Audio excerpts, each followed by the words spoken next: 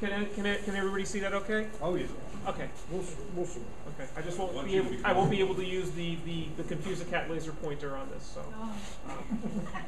I'll just set the context that this document has been laying dormant in our basement for almost 40 years, and it really wasn't until I was brought on as an archivist about a couple of months after I received my master's degree in archives and archival preservation and records management that we really were able to bring it out and understand a little bit more about it. So this paper that I'm going to be presenting really has to do with the world in which the document was created. My understanding of Peter Barberie and the other individuals involved is a little bit limited at this time, but I'm planning to grow on that a little bit more and hopefully get this published in an academic journal eventually. So. On March 24, 1709, Lieutenant Governor Richard Ingoldsby granted Peter Barberie a certain parcel of land on the west side of Hudson's River, being part of the land formerly granted to Captain John Evans, and now resumed, beginning at the east end of the Paul's Creek, containing 2,000 acres. The area being discussed is now the eastern portion of the town of Shawangunk, including the hamlet of Wallkill. By giving Peter Barberie the rights to this extensive tract of land, he was granted power to rent and tax any settler who wished to establish themselves on his property. In return, Barberie was obligated to grant unto us, the British government, our heirs and successors, all such trees to make masts for the use of our Royal Navy. The Barberie patent, also known as the deed, the Queen Anne deed, or the Wallkill land patent, is one of several royally decreed land patents given during the early 18th century for this area. However, as indicated by the proprietary footnote, this was not the first time a land patent had been granted for what would be the town of Shawangunk.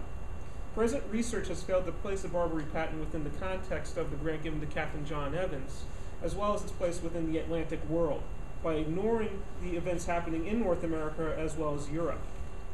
By reading between the lines of the Barberie patent, we can understand how this patent not only relates to the development of Shawangunk as a community, but also New York State and the British Empire in the late 17th and early 18th century. So, who is Captain John Evans? Why is the Queen Grant giving this very extensive grant for only 2,000 acres of land? That's really kind of what we're trying to get at here. Despite the importance of the document as a royal permit to settle Shawangunk, people have inhabited the region since centuries before its creation. Native Americans were first attracted to the region as a result of its bountiful natural resources and fertile soil. In 1682, Gertrude Brune, cited as the region's first permanent European settler, purchased all the land named Shawangunk from 5 Esopus Indians. Between 1687 and 1709, more families, notably the Deckers, Hoffmans, Bruns, Schutz, Meads, Terwilligers, and McLeans, also began to settle in the area. Despite the influx of new immigrants, the Hudson Valley at this time was sparsely populated, with the major population centers of New York City and the backwater port town and trading post of Albany holding the political and economic purse strings. Wealthy merchant families such as the Livingstons, Delanceys, and Phillipses vied for political and economic control of New York, as a rotating door of royal governors attempted to pass legislation over a culturally and economically divided colony. The roles of these political appointees were made even more difficult when faced with the aftershock of events occurring 3,000 miles away. While Gertrude Brune and her fellow settlers were attempting to establish farms and businesses in the Hudson Valley, James II, Duke of York, was about to inherit England and its nascent colonial empire. England in the 1680s had not seen a civil war in nearly 30 years, and James's father, Charles I, this guy here, assumed control over England's representative body, Parliament, and began to incorporate elements of Catholicism, such as worshipping at the altar, into Anglican services. The following English Civil War, fought between 1642 and 1651, pitted royalist supporters against parliamentarian forces and resulted in the execution of Charles I in 1649. And a short period of civil unrest when England became a republic under the control of hardline Protestant military leader Oliver Cromwell. And don't worry, there's a method to my madness. I'm going to bring this in somehow. Okay, thank you. I'll try to slow down. Again, if I'm hard to hear, please feel free to tell me to repeat myself. Following the restoration of the monarchy on May 29, 1660, James's older brother, Charles II, pledged to bring about religious toleration and a reunion between the monarchy and Parliament. However, many of the old fears of absolutism and the destruction of the Church of England through Catholic subversion still remained. Under the direction of Charles II, England attempted to flex its imperial muscles through going to war with their economic rivals, the Dutch. Aligning themselves with the absolutist French monarch, Louis XIV, to aid in this endeavor. Despite failing to achieve Charles's ultimate goal of making his nephew William III head of state of the Netherlands, the First Anglo-Dutch War did result in the capture of New Netherland by Charles's brother James, James II, Duke of York, in 1664. This victory not only resulted in the beginnings of the Anglicization of the colony, but most visibly seen in its renaming of New York, but also joined the colony to English politics and imperial policy. And there he is.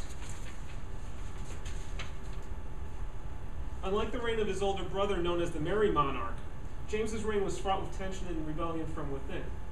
Despite being Catholic, James never let his religion get in the way of policy.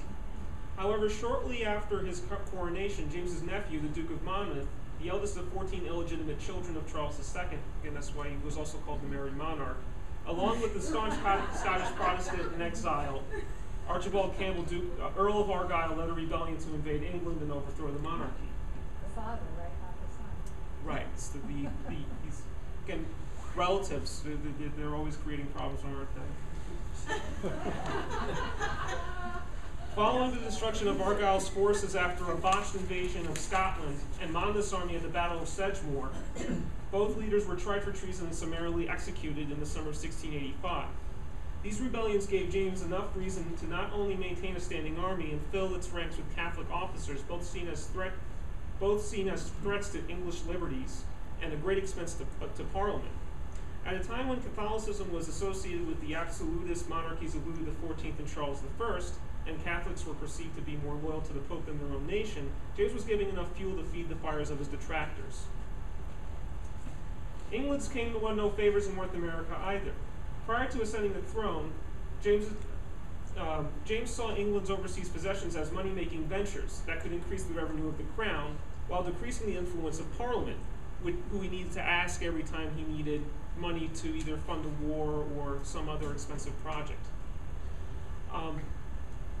In order to do this, he had to be able to consolidate his colonies and appoint governors with military experience that were loyal to the crown, and saw any act of insubordination by the assemblies as treasonous. New York, whose factionalism and size made it difficult to govern and expensive to defend, would feel the full brunt of James's policies. In 1665, so this is 20 years before he ends up becoming king, he granted a group of proprietors what is now New Jersey. 2 years later, Governor Nichols restored the western portion of Connecticut to its eastern half, and the lands along the western half of the Delaware River to Lord Baltimore. So he's getting rid of all these lands that aren't being settled, and they're kind of a threat because you have Native Americans who a lot of the settlers were having problems with settling in there, and it's making the colony very expensive to really put effort into defending. By 1686, James finalized an earlier attempt by his brother to combine present-day Massachusetts, Maine, Vermont, Connecticut, Rhode Island, and New Hampshire into one super colony known as the Dominion of New England. The goal of this new colony was to streamline the administration of these varied colonies through the leadership of a single governor and impose tax import laws and quit rents. By 1688, New York and New Jersey would be added to the Dominion under the direction of Governor Richard Nicholson, who's the guy on the right there.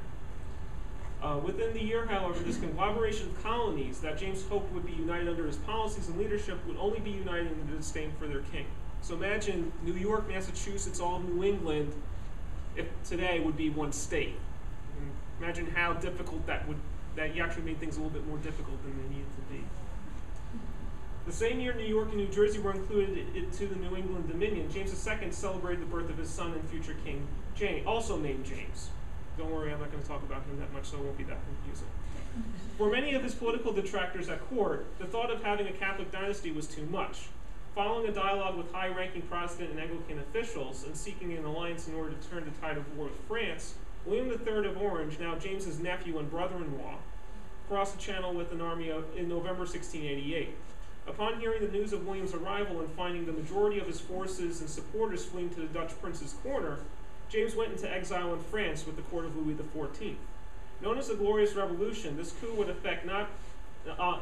an effect not just on the history of England, but also England's colonies. This revolution was far from peaceful or bloodless. And here's a picture of James's wife over here, and she's confessing to a Catholic priest, and you can see he's actually drawn as a wolf or a rat. When I was studying in Scotland, funny backstory, there was another picture I tried to put in here of the birth of his son, and there's a Catholic priest leaning over the side again with the same kind of features. So again, this was a political cartoon from the time period. When news of the overthrow of James II reached the colony of New York the following year, Governor Nicholson's power could not be more tenuous. Despite arresting new immigrants who brought traitorous and treasonable libels and papers of news, Nicholson and his contemporary Lord Andros in Massachusetts only increased suspicion of their loyalty to England. Rumors of Andros and Nicholson's religious alignments aroused fears that they would betray the Dominion to the French and their native allies. These rumors led to a major rebellion in New York in the spring of 1689. 1 month after Bostonians arrested Governor Andros and declared the Dominion dissolved, it's this picture over here, German Calvinist and ex-army officer Jacob Leisler declared the Dominion, with the help of the New York City militia, seized the fort guarding the entrance to New York Harbor on May 31st, 1689, which caused Nicholson to flee home with hopes of receiving help and political aid from William III. With Nicholson removed and threats of a French invasion spreading throughout the colony, Leisler and his supporters became the de facto government of New York. So basically what happened was, when news reached New York that the government had been, William III was the new governor, and Nicholson had already fled, the time spaced out between those two things happening, Leisler just so happened to get these papers, and he said, okay, well, I guess I'm the governor now. So, and kind of like, I'm out of, the boss is out of office, and the secretary just declared themselves the CEO. Despite the fact that he thought of himself as a people's champion, he was hoping to capitalize on William III's Dutch heritage to incite the Dutch communities on Long Island and New York City to air their grievances against English economic policies. Unfortunately for Leisler, his tactless demeanor and use of the militia to force the colony to heel fell flat. 2 years later, Leisler would be faced with the new royally appointed governor, Henry Slaughter, who demanded Leisler's surrender of the garrison of New York City. After refusing 3 times, Leisler eventually surrendered. Although William III and Leisler shared common nationality, the new king could not risk showing bias towards someone who overthrew a royal official, and promptly had Leisler executed for treason. It's irony. However, in order to promote a smooth transition of power, William granted Leisler's other supporters the right to their lands in New York and political office. At courts and in the assemblies, these Leislerians would come to loggerheads with the new political rivals known as the anti-Leislerians. Not really that creative, but... Of the latter group, the foremost leaders among them were those who arrested Leisler: Colonel Benjamin Fletcher, Richard Inglesby, and Captain John Evans. So again, those are the 3 guys that are mentioned in the opening paragraph of the Barberie Pact. Upon arriving in New York in 1692, Governor Benjamin Fletcher noted, "A divided, contentious, impoverished people. Neither party will be satisfied with less than the necks of their adversaries." It sounds like politics today. The previous year, New York had established a General Assembly, consisting of representatives from the major counties and towns throughout the colony. Its members represented the diverse mix of cultures that had displaced New York's traditionally strong Dutch base. Again, here's an example here of all the migrations happening into New York from New England and New Jersey and Pennsylvania during that period. Settlers from New England and New and Old England began to move into Long Island, New York City, and the lower Hudson Valley, following the Treaty of Breda in 1667. The revocation of the Edict of Nantes by Louis XIV caused an influx of French Huguenots and German Palatines into the mid and lower Hudson Valley by the late 1670s and 1680s. So this is the same time that New Paltz is being settled. Albany and the upper Hudson Valley continued to be predominantly Dutch. Actually, Albany had a 90% Dutch population at this time, whereas New York City had only about maybe 30%. So it's kind of flip-flopping. Into the next century. The town of Shawangunk at this time was populated by mixed groups of Dutch, Swedish, English, and Huguenot settlers. Although English law began to dominate the legal and political proceedings at the administrative level, local laws, customs, and interests deeply divide the assembly along geopolitical lines. And the addition of the Leislerians and the anti-Leislerians only complicated the assembly's proceedings further. So imagine trying to govern a colony where each member of the assembly has its own idea of what laws are important, which are not, and how they handle those laws. And they all have different backgrounds in education. Fletcher's appointment could not have come at a more pressing time. In Europe, England was at war again with France over Louis XIV's increasing power on the continent in what was called the War of the Grand Alliance, and this is King William's War here. So again, all these wars were also being fought in North America as well. And that was fought between 1689 and 1697.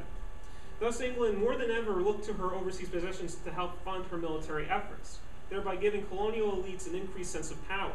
As a result, New York began to undergo a dramatic alignment towards English rules and customs. Fletcher contributed to this political and cultural shift via establishing the Ministry Act in 1693, which allowed for the Anglican Church to obtain public funds in New York, Richmond, Queens, and Westchester counties. Every other part of the state did not approve of this. So again, it was really those areas, so that already shows there's a divide there. New York's place within the English Empire also began to be fully realized. Fletcher's station as being the commander of militia in East and West New Jersey, Connecticut, and Massachusetts, and holding the governorship of New York and Pennsylvania at the same time, shows that England saw New York as a political and economic focal point for her North American colonies. Consequently, England began to listen to the rumblings of New York's General Assembly through the colony's newly appointed parliamentary lobbyist, John Povey. So all that jazz about no taxation without representation, well, New York was actually represented in Parliament by somebody in the 1690s. Unfortunately for Fletcher, New York's Assembly began to demand more power, making his obligations to the Crown nearly impossible to fulfill. Assembly members asked for annual meetings to have power to adjourn assemblies, determine the qualifications of members, and demanded immunity from being arrested during sessions. In order to gain a foothold in this political cauldron, Governor Fletcher sided with his fellow anti-Leislerians by giving military supply contracts and large land grants to leading party members in return for their political loyalty. And these are some of the examples of some of the land tracts he gives. There's one right down here, that's Phillipsburg Manor. And then this is the Van Cortlandt patent, where the Van Cortlandt homestead is. And here's another Phillips patent down here. And then John Evans's patent is in this area here, but the author of this book obviously didn't really think that was that important. The governor's, anyway. So, in addition to these larger land grants, he granted land to Captain John Evans. He received a 60,000-acre tract encompassing the town of Shawangunk, and gave the landholder a large amount of political and economic power as they collected taxes and held high office in their communities. The governor's deeds did not go unnoticed. In return for these political favors, Fletcher received bribes and granted access to remove public funds for his own use from New York's Customs House. This is my favorite talking point right here. One critic in 1695 wrote, "To recount all his arts of squeezing money both out of the public and private purses would make a volume instead of a letter. He takes a particular delight in having the presents made to him, declaring he looks upon them as marks of their esteem for him. This knack has found employment with our silversmiths and furnished His Excellency with more plate than all our former governors ever received. Such clowns as don't practice this good breeding," so people who don't really bother paying him, "fall under his frowns, or a haughty glance of his eye at least. If they don't feel the weight of his hand, some officers he makes his favorites, who are his tools and pimp to his frauds upon the public." Again, not a very glowing review of him. Fletcher was recalled and replaced in 1698 by Richard Coote, Lord Bellamont, better known as the governor who contributed to funding the pirate captain William Kidd. So again, not much better there. Although Fletcher was gone, the large land grants he had given to his supporters continued to retard the growth of England's colonies. These land grants, numbering in tens of thousands of acres, overlapped each other as well as land in adjacent colonies. These tracts also bled into lands that belonged to the Iroquois, and thus risked damaging England's tenuous relationship with a group of tribes at a time when the French were threatening New York's western frontier. More importantly, the cultivation of these lands was only limited to those portions that were easily accessible, leaving potentially fertile land unproductive. This lack of productivity, coupled with the uneven distribution of lands, led to William and Mary ordering Bellamont to revoke Fletcher's lands. This was easier said than done, especially with powerful assembly members blocking his attempts to revoke their grants. It would take another 10 years and another war until England could finally exert her will on the New York colony. By 1708, England had a new monarch and a new war. Queen Anne had inherited the throne following the death of her brother-in-law, William III, in 1702, and with her ascent was faced with another war with France, the War for Spanish Succession, or Queen Anne's War in North America. In order to fund this war and provide for lands to relocate the growing German Palatine population that was currently living in England, the Queen's Council reported on the 29th of July, 1707, that the lands be vacated and new grants not exceeding 2,000 acres be given and a yearly quit rent of 2 shillings and 6 pence for every 100 acres, with a covenant to plant, settle, and effectively cultivate at least 3 acres of land for every 52 so taken up, within 3 years of the furthest upon forfeiture of each grant. So they're trying to make sure that not only are people settling there, they're also cultivating the land, they're also paying the government, which is very important. The report also stated that a strong argument urged for vacating these lands is that great quantities of masts and other timber fit for naval stores grow upon these lands, thus granted away. Thus cannot be regained to benefit the crown till the grants are vacated. So we can't use this stuff until people leave. Mentioned in this report was a grant to Captain Evans for a tract of land lying on the west side of Hudson's River containing 20 miles in breadth and 40 miles in length. That's the Shawangunk patent. On the 20th of July, 1708, the Queen had approved these requests in her instructions to the new governor, Lord Lovelace, for repealing several acts of assembly and declaring other ordinances published as acts of assembly to be void. We have likewise sought fit to confirm and approve an act passed at New York the 2nd of March, 1698-99, entitled an act for vacating, breaking, and annulling several extravagant grants of land made by Colonel Benjamin Fletcher, late governor of this province, and are in our disposal to re-grant as we shall see occasion, not exceeding 2,000 to any one person.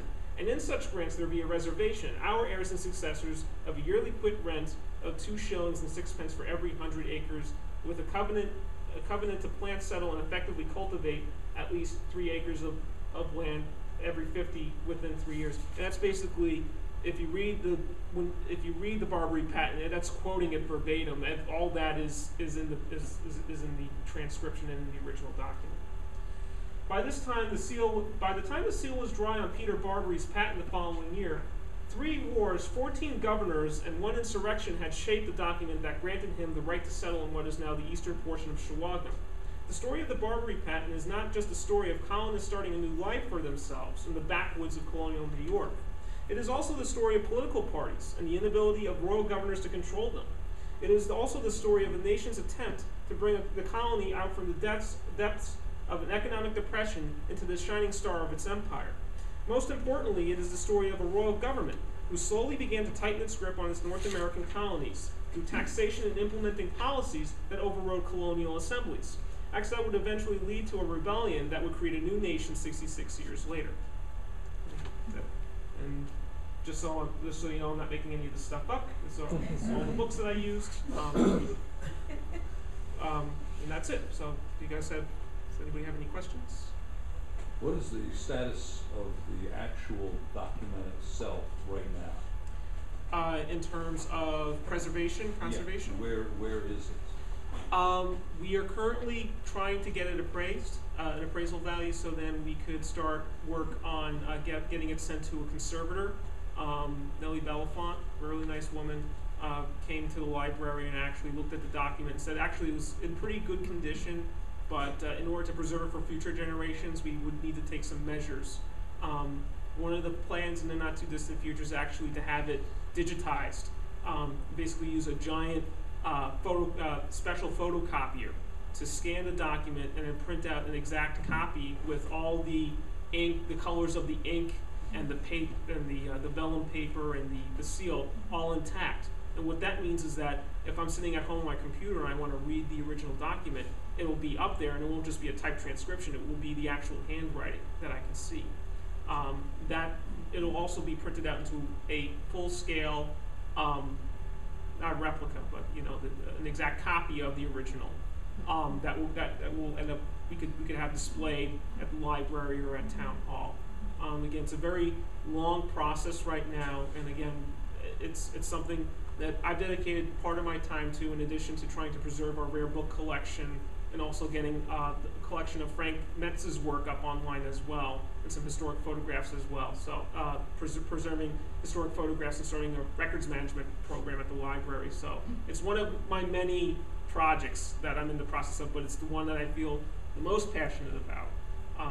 So we're going to wait for a couple of months, probably later on in the springtime, and hopefully I can give you guys an update by then on that. Yes. Is it in a frame or is it rolled up? Or? That's an interesting story in and of itself, and that's actually kind of where my search for finding out the history of it started. Because originally it had, as far as I know, was rolled up. The earliest record of it being at the Wallkill Library comes from around the late 1930s, and so from a board meeting minute saying that we need to create a committee to find a proper frame for this document. A proper frame wasn't found for another 11 years, and the frame was built by a gentleman named J. Percy Hanford in Newburgh, New York. He was a local carpenter and framer, and he actually did a pretty good job. I didn't really know that much about the frame. All I knew is from my years of library school and all the classes I took that it's made out of, it's a wooden frame that gives off acids and things like that, and the glass isn't UV filtered. Well, he actually did a pretty secure job for the time, and we actually have the plans for that in our archives. The board of the Wallkill Public Library paid him around $186 and a box of cigars to make it. The document was on display. I have pictures from the 1960s showing it, and kind of where our copy machine is. So kind of like that little alcove between the circulation desk and the nonfiction computer section of the library. So it's still in the original frame. It's very secure. Again, what I would like to do with the frame is get a UV filter on so that natural sunlight will be able to penetrate it and fade the ink, because the ink itself is actually probably a walnut-based ink or black walnut-based ink. Basically what you would do is you would crush black walnuts that would fall out of the trees, boil them into water, and then that would make a permanent ink out of it. But of course, it's a natural ink, natural dye. It's going to fade over time. So I'd like to try to find some way of kind of slowing down that natural process. One other question. I understand that it was found in somebody's barn. That is the story. I don't know the truth. That is what I heard from our director, who heard it from somebody else, and I myself, looking through our archives and looking through all the stuff that we have on the deed at the library, including the board minute notes, which I've read about 20 years of minutes 3 times over already. Nothing tells me how this document came to be. It just kind of existed, and which it's not the case. It didn't just appear out of nowhere. So the story is that it was found in an old barn on the Borden property, and one of the Bordens I know was a big collector of Indian paraphernalia, and actually that was also at Sotheby's auction house in the 1990s. Which Borden was that? I think it was John Gale Borden, and those were brought around 1939, and they were Plains Indian artifacts, so they weren't even Indian Native Americans that related to here. But my suspicion is that him as a collector might have found this, or might have bought it from somebody, or it was donated. Another possibility is it was donated to the library. Like, we get a lot of donations from people saying, "Oh, I have, this old book." Not the same way, but I have this old book that I don't use anymore. Maybe you guys could find some use for it. So again, kind of like the document. If we didn't really have a place to hold the document at the time, the library would be the perfect spot, because of course it's where we store print materials and things like that. And at that period of time, that's really the one that was the one proper repository for it. So. Does the state archives have another copy, or is this the only copy? This is the only copy. There is no other copy. There is a transcription that was done in the mid to late 18th century. I'm going to put a ballpark figure on it. That is currently housed at the Ulster County Archives in Kingston. It's with their large collection of deeds for Ulster County in the Hudson Valley. But this is the only original patent that we have. And actually, from the conservator, every patent had a seal on it, and usually the seal would be probably about that big. Ours is probably about that big.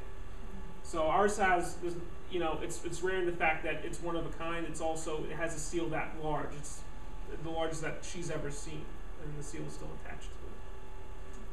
So it's a very, very special item to our local and national past. And when was the patent issued, was it drawn up here or in England? Again, another very good question. Again, Richard Ingoldsby's name on it suggests that it was probably drawn up here because at that time, he was kind of the interim governor of New York. He was the lieutenant governor. So for him to do that, it might have been drawn up here and then sent to England where it was signed. I mean, again, another possibility is that Barberie went to Ingoldsby. Ingoldsby wrote to Queen Anne. They drew up the document there, had it signed, and signed it sealed. So I'd like to know. I'd like to look through their national archives and see if there are receipts or copies of this there, or at least records of it.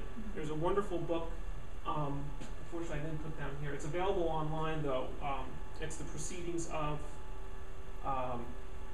It's court proceedings basically from England at the time of Queen Anne, and that's where I got the quote about the meeting on July 1708 and all that type of stuff. And I'd like to find out somewhere in there where does Peter Barberie pop up, if he ever does pop up.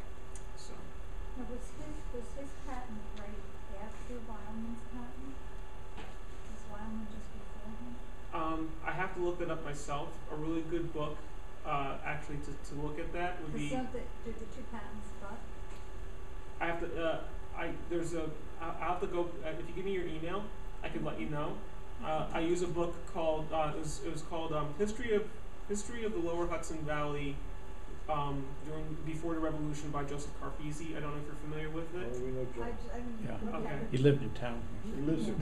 Okay, well that's either a good sign or a bad sign. Well, his son is told. I'm unbiased, so. But He had a cross out on 300. Oh, okay. So he. Kings Hill. Kings Hill. I'd like to visit him someday. Well, I don't think he's there anymore. The son. He died.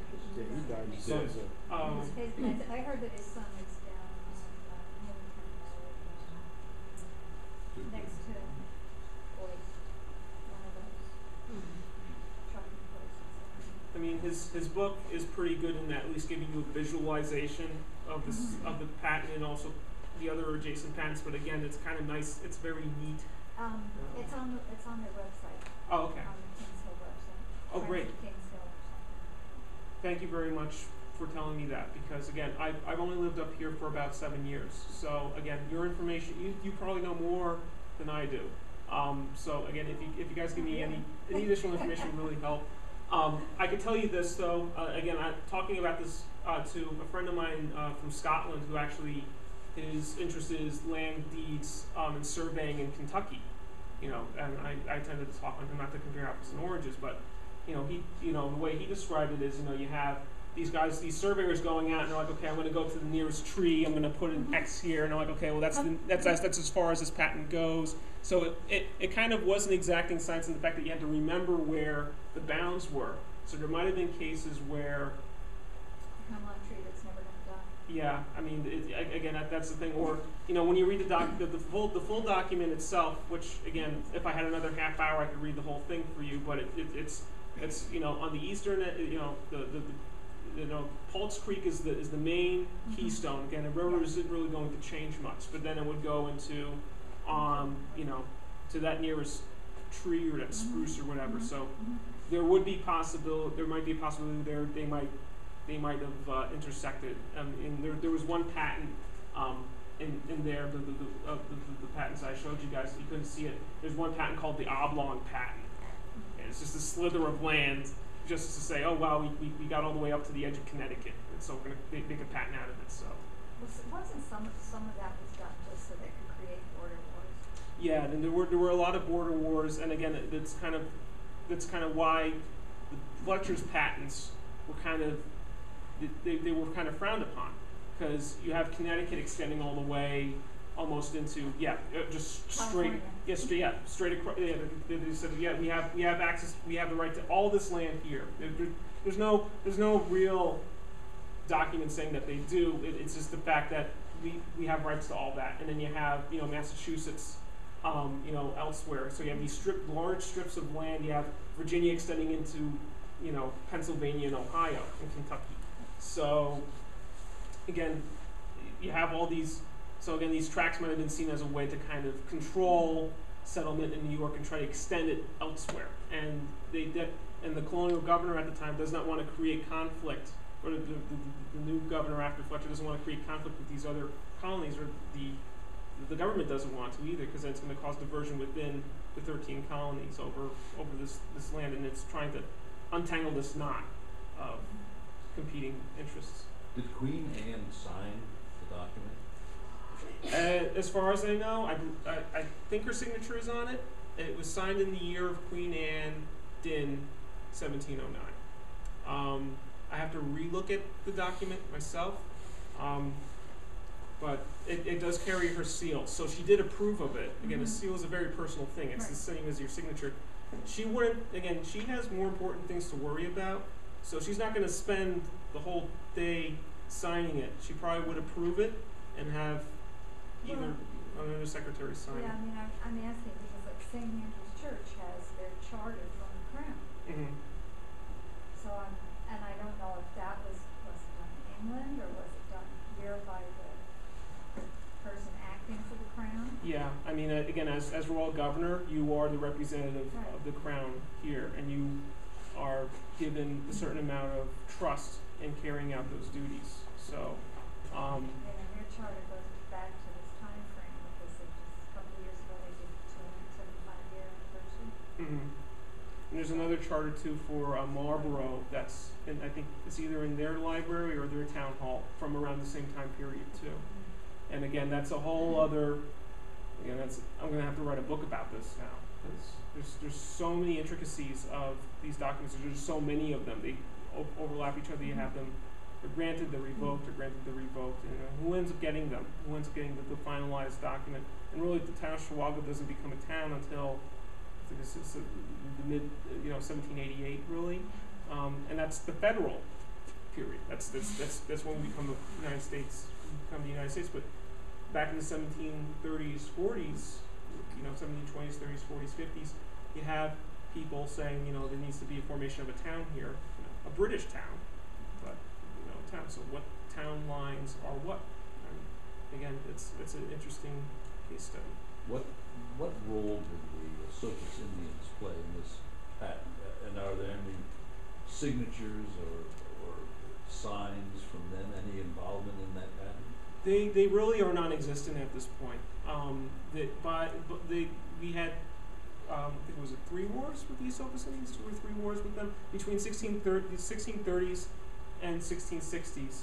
The final war actually brought a lot of the early Europeans to this area because there was actually, as you probably know, there was an Esopus fort on the other side of the creek.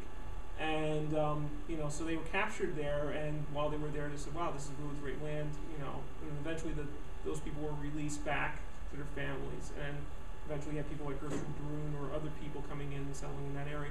So, and once she really buys off that land, there is no mention of them. So she's buying it off from the Crown. By buying them off, Gertrude Brune is buying it off of the Esopus Indians. It was like a patent between those two people, and she between the Indians and her, according to White's study, which appears in the Shawangunk History Bicentennial booklet that they have. I think they still have copies up there, and that's really been the only recent source on the history of this town that I have to go by. Again, she buys it from 5 Esopus Indians. It's a very similar story to Manhattan, buying up, selling in Manhattan, and all the land named Shawangunk. And she settles in the area, and we don't hear much from them afterwards. They're pretty much neutralized. They move westward, and they move west and south into New Jersey and the Ohio region. They become kind of non-existent. Matt, can I ask you something else? Sure. What would be a good source to go to? Now, when they have this act of 1698-99, they said, well, you have to farm it, you have to cultivate the land. Mm-hmm. How do we find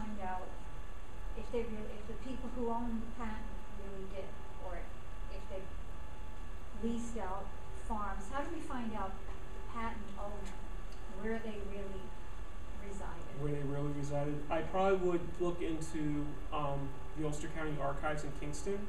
Nina Postapak is the Ulster County clerk, and she also functions as the archivist. And they have a large collection, like I said, of deeds that were granted to specific individuals. I would also check probate inventories, and if you're not familiar with them, probate inventories is basically when you die, you have a coroner come to your house, and he lists how many things you own, and those things would be taxed or given to. It's just kind of a record of things that you owned, and based on that, how much you owe the state or the colony. So somebody who has, let's say, if somebody bought a plot of land here, Barberie's patent, when they died, they left, agricultural equipment. They had X number of cows and things like that. You can tell. 2 chairs, 1 bed. 2 chairs, 1 bed, things like that. And so you know that's they settled there, and they actually cultivated the land there. So that would be another option. The New York State Archives has a really nice colonial document collection. Unfortunately, the majority of that burned in the fire of 1911. So I don't know how much of it is open to the public, but they would certainly be another avenue for finding this stuff out. Because so many of the patent holders from Manhattan, Mm-hmm. I mean, did they really live here until war was ready to break out? Yeah. If they were going to stay in New York, they would be labeled loyalists. If they came here, a lot of them were in the militias. Mm-hmm. So I mean, maybe that's the crunch time. Yeah, and I mean, I really want to go into this further with, after Barberie buys it. How long does it take for people to actually buy these tracts? And Right. do they really settle here? That's what I want. Yeah, That's yeah. what I'm trying to figure out. Yeah, and I mean, a lot of cases you have people just, land speculators, just buying up the land and then selling it out piecemeal. Well, they as didn't it's- even buy it. They were giving me 1,000 acres Yeah. or 2,000 acres. Or just granted it as long as it's being cultivated, and they keep up the agreement. That's perfectly fine. I mean, after the American Revolution is kind of interesting because after the war, you have the U.S. government saying, okay, you could either have X number of acres in New York State, or we'll give you a little bit less westward outside of state. So they're trying to get people to settle in New York and keep their interests here. And a lot of the veterans after the war decide to settle in New York. If you're a New York soldier, this is where your family is. There was one soldier that I researched. He apparently got land out in what is today Ithaca, and the record that was on file in the book Ulster County and the Revolution, which is from the 1970s, says that he was buried there. Actually, he's buried in St. Andrew's Cemetery in Walden. So, Who was it? Sergeant Thomas G. And Oh, yeah, okay. that's An a talk. interesting story. It is a very interesting story. That's a talk for another day. Yes. But he's buried there, and he lived there. So that land that he got, it really went towards his relatives who moved out there after he died. Yeah, his children. So again, that's kind of did they really get the land? Did they really settle on it, or did they save it as kind of like a nest egg Well, for? Because, Eber's History of Orange County, Mm-hmm. he says that freeholders could vote everywhere that they own property. So if they were a freeholder in New York City, they could vote there. And they would send them a letter saying, in 2 weeks from now, we're going to be in Kingston, and you can come there and vote because of the property that you own in Ulster County. Right. And so they all trot up to Kingston and vote there. Yeah. So you're kind of stuffing the ballots and. Well, but it doesn't really give you an idea of, well, where did they really live? Did they really live in New York? Yeah. Because And from personal experience with my research with G, that's the hardest thing to do is pinpointing. After 300 years have passed, pinpointing where exactly somebody lived, and not only where they lived, but lived the majority of their time. And think about it: if you moved from someplace multiple times throughout your life, try, thinking, 200 years from now, somebody trying to find out your records, using censuses and stuff like that, saying, okay, so they lived in Shawangunk for, 40 years, and then they moved to Florida, and then from Florida they they went to Mexico. How the heck did that happen? You know, you can't really. And then how long did they live there, and why did they move there? And that's putting yourself actually in that person's skin. And you really can't understand that without understanding their economic situation, their familial situation, their social position. People move for different reasons, and you know that comes after Barberie. And unfortunately, there's really, I mean, I have Sylvester's History of Ulster County that tells me, you know, a little bit about settlement in Shawangunk after Barberie, but not really like, you know, this guy bought his land and this guy, because it's just so detailed. You can't really get that. It's putting the finest point on a microscope, really, and you have to try to make something of it. And that's what historians do, using what's out there. So, again, a really good book I would recommend is Michael Common's Colonial New York and History. It was published in 1975, but it gives a really nice overview of not just New York City, but also New York history from 1609 to right after the American Revolution. Edward Countryman's book on political New York is a good one afterwards. And then Joseph Carfeezy's History of Lower Hudson Valley. Patricia Bonomi was my main resource, and if you're interested in learning more about the politics and society of colonial New York, hers is a really good one. And I liked hers a lot because it talked about also that chart that showed the flow of people and where they went and the population centers. That came from that book. And again, half of her book talks about the use of land grants as political tools. So that might be another thing that you might want to look into. A lot of books out now too, recent, about really the role of the Dutch in influencing what New York really became. Yeah. And we're very different from the other colonies. Oh yeah, we are. And even today, I was talking to a coworker about this. If you're from New York City, people from this region or even Albany don't really see you as something different. They like, you know, there seems to be this kind of, and I've talked to a friend of mine too. It was on a political forum, and it says we're New York Staters. We don't want New York City's. We're not New York City. We don't want your policies, and that dates back to really this period, because you have the Dutch really maintaining Albany for a very long time. Their interest was mainly in the fur trade. So they're going to be a little bit more friendly to the French and the Indians throughout most of their history, because they don't want their businesses wrecked. New York City is a different story. They're more merchant-based. They're more focused on what's happening in England. They're more Anglo. They're more Anglo. But they were very much influenced by the Dutch who were there. Right. They weren't, for the most part, they were. But by the turn of the 17th century, though, things kind of start to change. Like I said, the flow of the English immigrants kind of coming into the area changes it. It kind of causes this shift. Not a radical shift at first, but it's a slow, steady shift. Whereas Albany still remains pretty Dutch, but the Dutch did play a major role in New York as its place in economic. But then also Albany wasn't occupied for 6 years by the British Army. Exactly. And that makes a big difference. And New York was at that time the economic engine for the whole East Coast. Right. And if you look at that other map from before of King William's War, you notice that the major land campaigns the major land routes were through New York.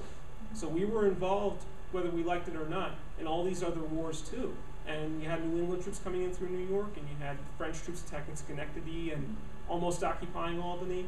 So New York as an economic center as a result of the Dutch cultivation of that mercantilist attitude makes it very important. Right. Any other questions? I have one. Yes. Is this patent on display so that people can actually go in and look at it? Unfortunately, it's not at this time, because we really don't want it. We don't want it on view to the public for security reasons, and also for preservation reasons. We also just don't have the space for it. Again, what I would like I said, once we get it appraised and we get it conserved and we get that copy done, so at least we have, if something happens to the original, we have a backup copy. It will go back on display. but for the time being, it's closed off. And if you guys are interested in photographs of it, which I'm sure you are, please. I just joined I just joined the Historical Society, so if you want my email, I could give that out to you guys, and I could see about sending out photographs to the Historical Society for you guys to look at, if you're interested in that. But currently, no, it's not physically possible to view the document, unfortunately. Again, it will be. New York State has other patents. Yes, they have other patents as well. Is it on your website, the library website, the digital picture? No, I don't have. Again, that's our webmaster's domain. I do have. If you're interested, I do have our local history collection online, and that you could view from our website. And what I might do this week is actually change the front page of our local history collection to have a picture of the document there. So at least you can see a picture of the document and understand, look at it at least that way. You're in RCI also. Yes. We're a member of over 60 libraries throughout the region. You're with us. Yes. Instead of with that's Right. Any other questions? Hopefully I answered everybody's questions. Well, if I didn't, please beat me over the head with a stick afterwards. Well, Thank you. I just want to say, I've heard mentioned it several times in your presentation that something was sold, so many acres were sold for 2 6 or half a crown. And I want to point out that there are 8 half crowns in a pound, and a pound is worth how many dollars? $2. So I mean, it was very. Yes. If you can take a comparison of that. It's actually, I don't know if you know that. it's actually quite a lot. And again, I want to point out, I hope you don't have a test on this afterwards, because you can imagine what our history lessons were like at school with all these kings and queens and politicians. And I always got D, but I was improving. So anyway, thank you very much for your presentation.